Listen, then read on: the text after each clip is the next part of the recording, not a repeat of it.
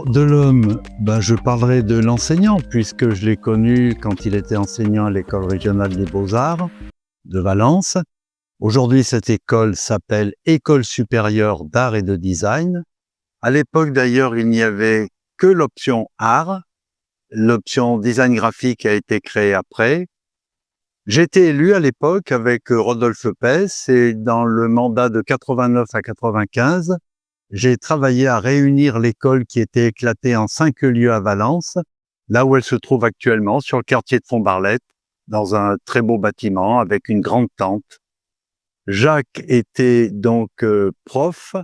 C'était une époque formidable. L'école accueillait beaucoup d'artistes, Pierre Buraglio, Michel Duport, Bernard Carlier. C'était une équipe très dynamique.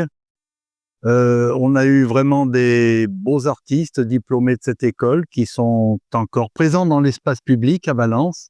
Des sculpteurs comme Georges Meurdra, Serge Landois, Jean-Patrice Rozan.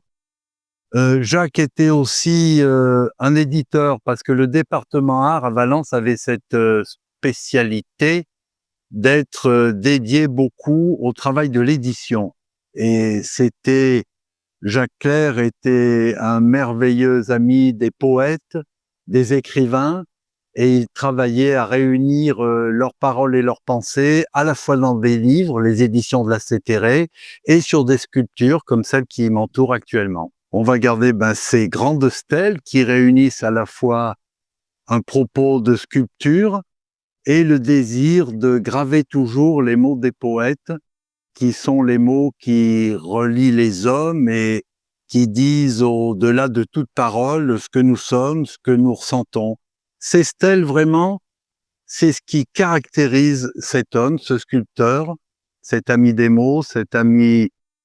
Et aussi les éditions La Cétéré, c'est-à-dire beaucoup d'ouvrages dans lesquels il faisait dialoguer des plasticiens et des poètes. Et ces livres d'artistes, c'est une collection absolument extraordinaire, dont je sais que le fonds a été donné à la Bibliothèque nationale de France. Donc c'est un grand artiste aujourd'hui qu'on honore dans ce lieu, en compagnie d'autres sculpteurs.